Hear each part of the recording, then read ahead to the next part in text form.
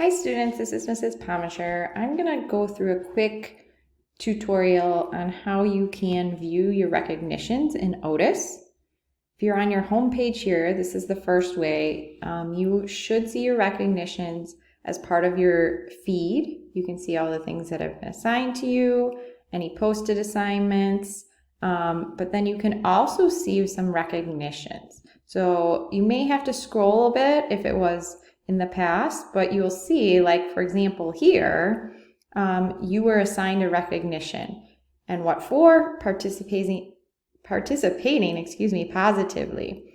in Ms. Cunningham's first period science class. You can also view the recognitions if you go to your classes here on the left side, and then you will see with this little plus and minus, the plus is for recognition. And if you click there, it'll say what you got the recognition for and when as well.